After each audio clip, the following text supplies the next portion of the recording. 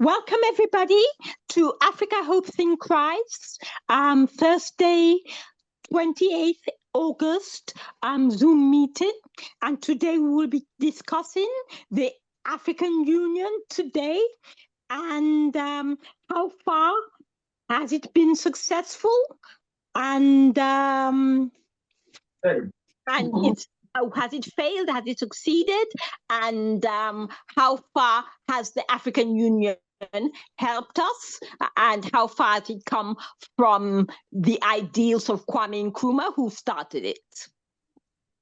We will start by the 6 points that the African Union was built on and was supposed, the aims and goals of the African Union. There are 6 of them that are in the Constitution, and we'll start. The first one is unity.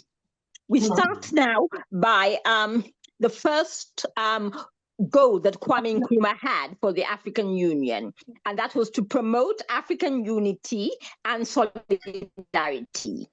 He intended to have one currency, one military base, and an African army to protect Africans, free travel between all African countries. The second goal was economic development and integration. One common African market to foster economic growth and reduce dependency on foreign economies. The third one was defense. One army to protect African sovereignty against external military intervention. Fourth one was total emancipation from colonialism, promoting both political and economic independence in all African territories. The fifth one was non-alignment to either the West or the East power blocks in the world.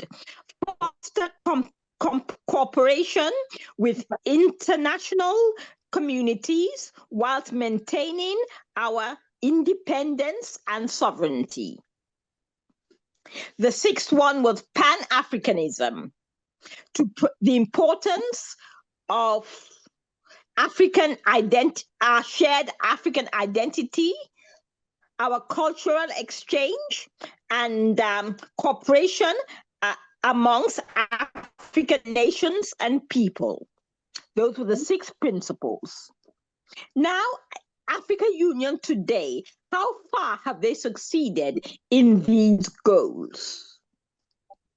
Unity. We have no one currency. We still have all the political borders given to us by our colonizers. In fact, in South Africa, the people welcome Europeans and are quite hateful towards other African nationals whose countries sacrificed to free them from apartheid in the 1990s. But the late leader Muhammad Gaddafi, who tried to unify Africa in this way too, but was murdered by the USA and Europe. The second one was the economy. Although some efforts have been made towards inter-Africa trade, many African countries are still stuck with trading with their colonial masters. ECOWAS, EAD, and SADS, that is the West African, the East African, have all failed to break the power of the individual colonial masters over their economies. The third one, military. We have no united military army. In fact, the Western countries, like the USA, have imposed their military might on many African countries by establishing military bases. The USA, in particular, has bases in Djibouti, Kenya, Niger, Somalia, Cameroon, and Egypt. And Russia in the east has military bases in the Central African Republic, Libya, the now failed state Libya, Burkina Faso, who is struggling to be independent, Mozambique, Madagascar, Sudan, Eritrea, and Egypt. We are far from Kwame Nkrumah's dream of one united African army defending African sovereignty against external military intervention. The fourth one, total emancipation from colonialism. The African Union have miserably failed in this respect too, except for Burkina Faso, Mali, and Niger, who have kicked out their colonial masters. France, which was bleeding them dry of all their valuable resources. For example, Burkina Faso's gold reserves in 2016 under the French, the Burkina Faso government got 1.52 billion US dollars for its gold in 2016. But now in 2025, Burkina Faso, its gold has been sold for 5.2 billion in 2025, and has still not finished yet. They have kicked out and nationalized their gold industry. They have kicked out France and nationalized their gold industry, and they're moving forward strongly.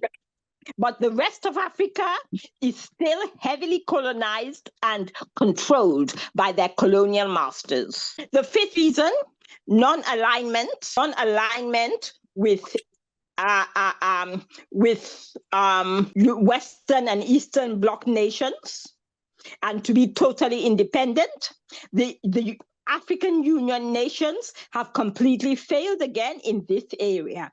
Almost all of them have aligned with one or another of either the USA or Russia or China. Even the three countries, Burkina Faso, Mali, and Niger, are aligned with Russia and China, and have simply exchanged dependency on France for dependency on China and Russia. No African country is totally independent in this regard.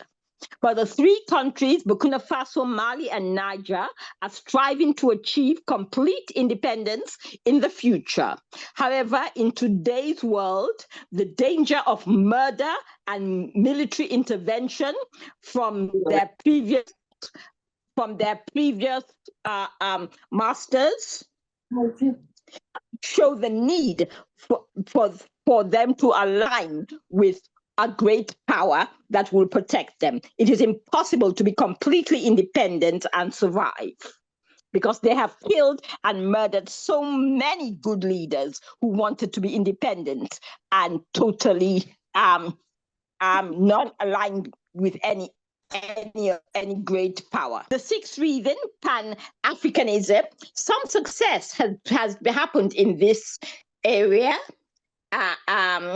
as our colonial masters are still dominant, however, because they control a lot of our education system.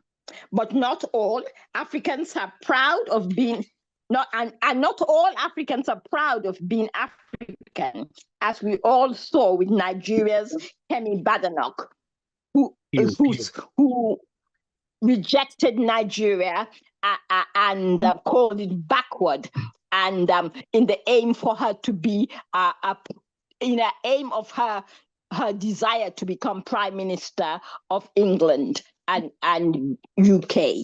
Also had many exiles, and the exodus to Europe and North America has been the dream of many Africans, deeply ashamed of their original country and seeking more to what they perceive as a better country. I must say, I too, in the 1980s, when I came to the UK, are part of this. But having developed as a mature African, I now have a new perspective.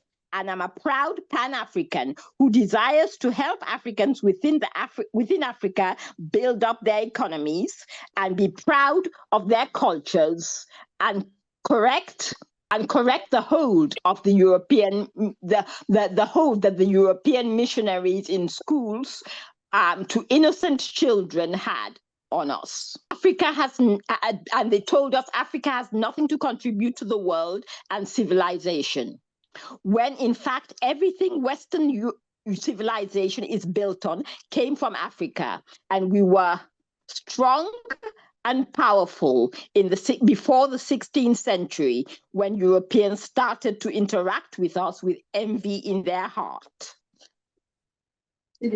Some African Union countries have tried to redress this imbalance and teach their children African Pan-Africanism, like Kwame Nkrumah's Ghana, which was continued under Jerry Rawlings during his tenure in 1981 to 2001.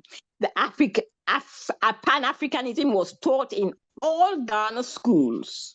I think it's still taught in schools. I'm not quite sure if they have continued it. In conclusion, the African Union has miserably failed Africa, and we haven't come very far from pre-colonial days. Every leader seeking to escape the control of the West or the East have been murdered. However, all is not lost. There are many young people in every African country who are Pan-Africans and proud to be African and want to reclaim our sovereignty from USA and Europe. And we believe that once there is a will, that where there is a will, there is a way. And we will one day see the materialization of all 6 goals of the African Union's original leaders. As we overthrow the old guard and the new generation take over, we will learn new tactics, build our economies whilst interacting with the rest of the world as equals. A dream Burkina Faso, Mali, and Niger have already started. Ghana, Senegal, Namibia are also not far behind. This is the end of my This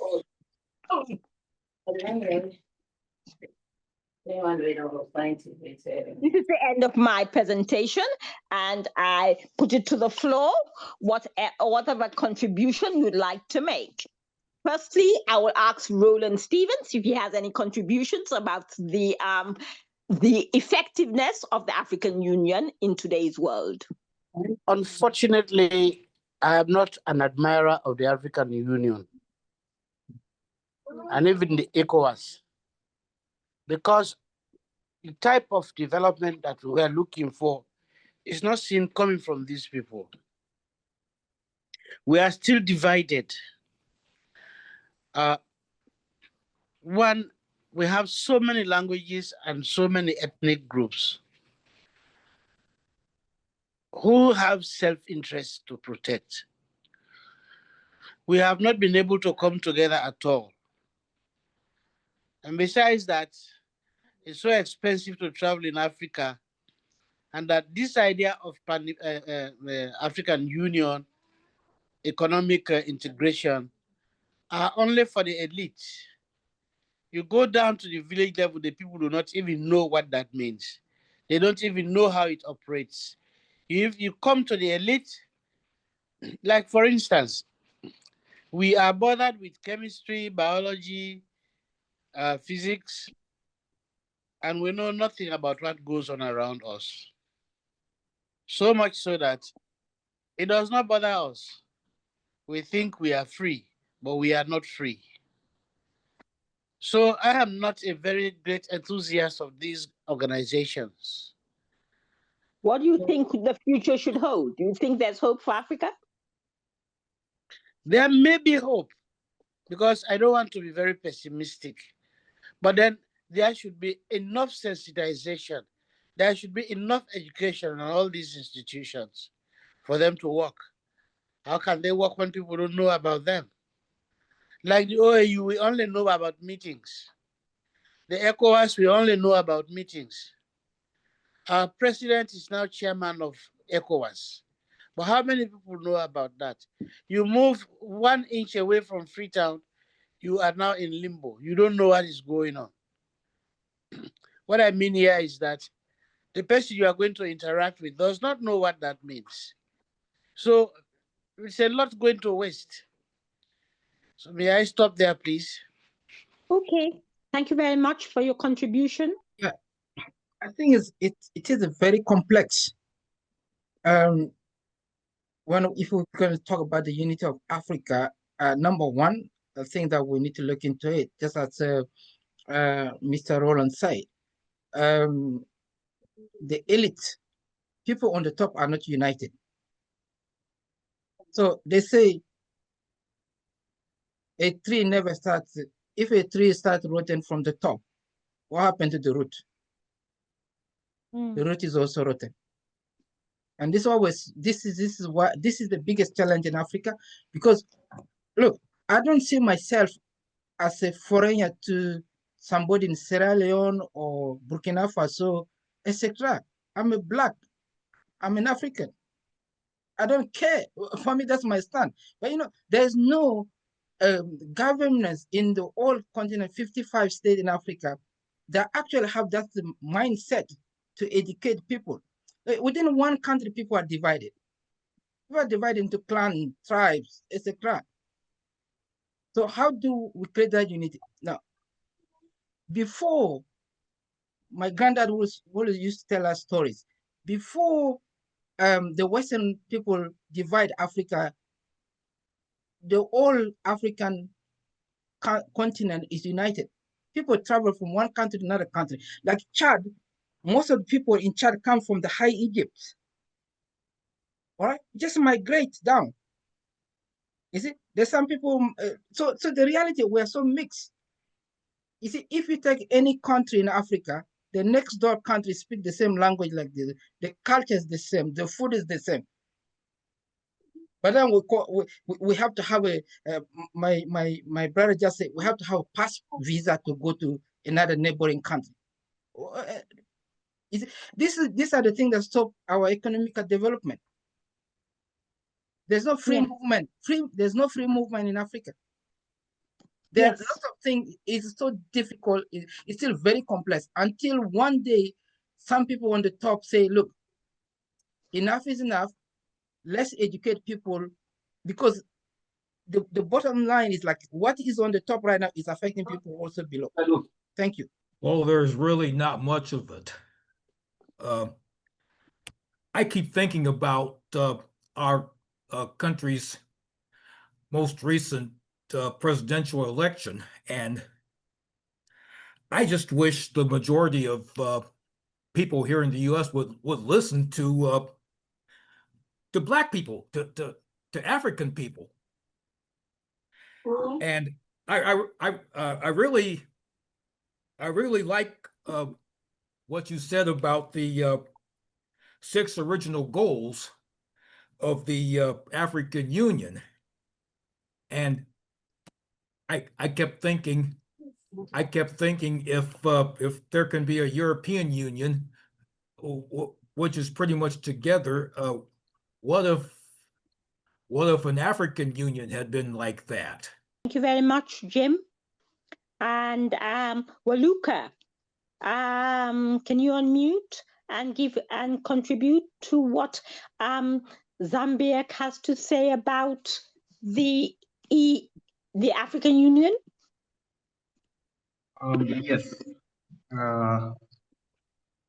I'm afraid my view about the effect of the African Union is too negative today. They have not played their role to their mandate. Yes, on paper, they seem to be doing what they're required to do. But when you come on the ground and you look at especially the primary reason why they were established is to unify the African continent. Now, we are far from united here in Africa. We are very far. I'm afraid that it's unfortunate to say, but we are extremely far from it. And it's very sad because just like Jim said earlier, if there was an EU, if you look at how EU operates and how effective the EU is, and if you compare it to what the AU is doing, it's mediocre, really. We have a lot for the African Union to do. If it were possible, I would even put in a vote for an alternative organization altogether to be established, because I think just to revamp the African Union to deliver on its mandate, I think it's a whole, wow, it's a lot of work that needs to be done. But there's one thing I have to say. The African Union has been infiltrated by the West because the West injects money. African Union survives on American money and EU money.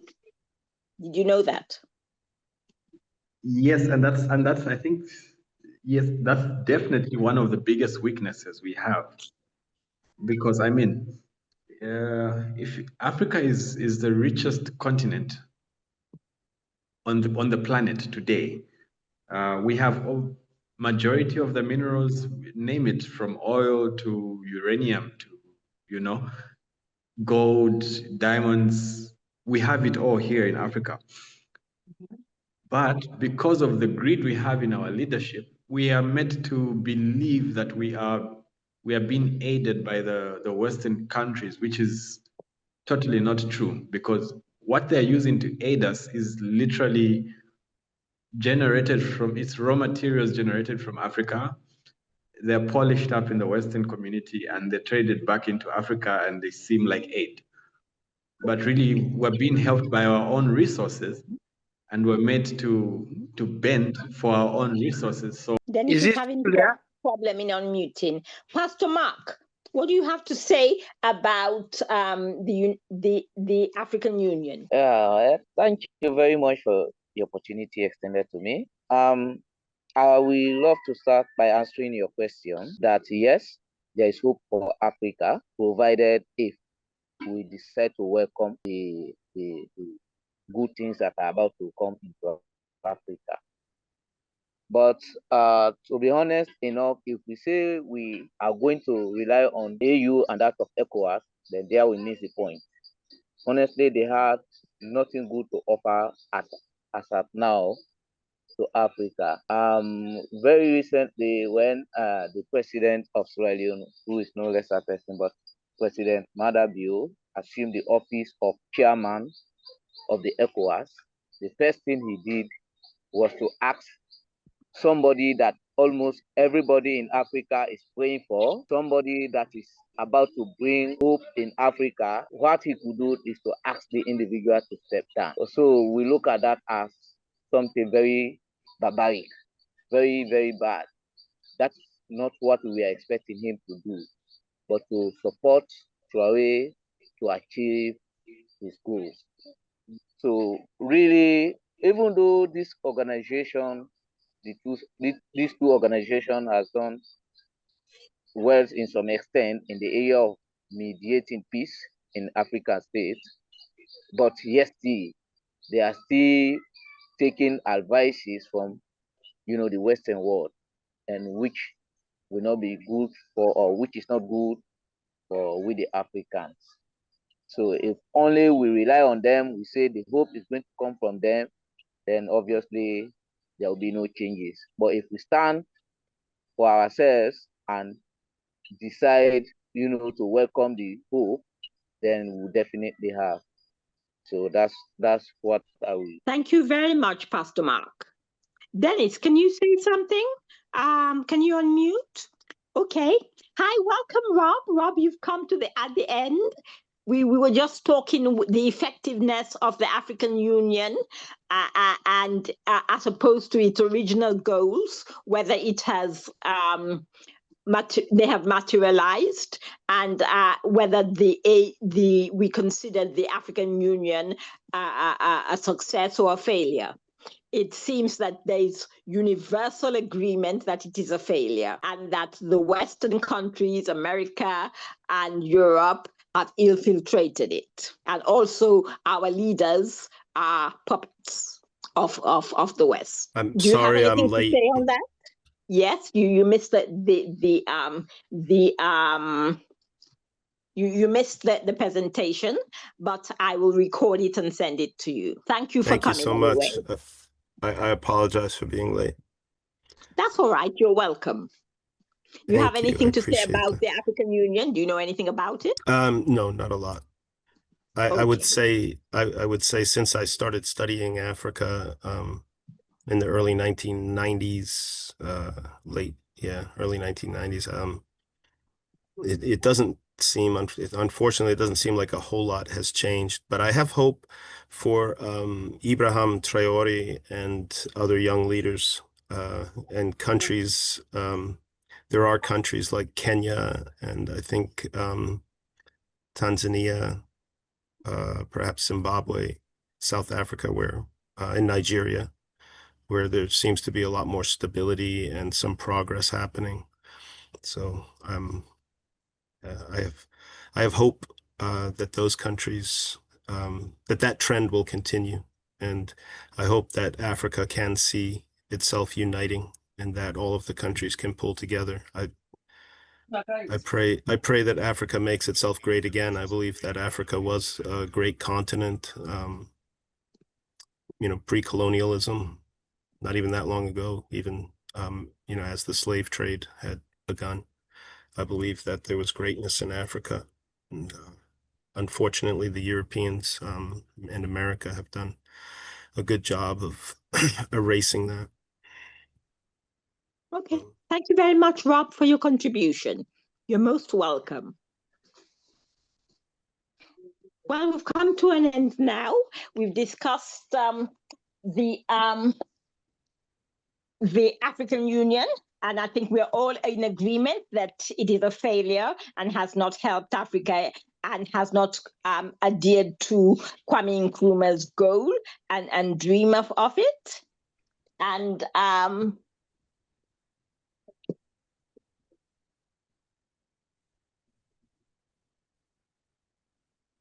I would just like to tell you next week, we will be talking about, let me see, it's not here. Yes, I've written it out here.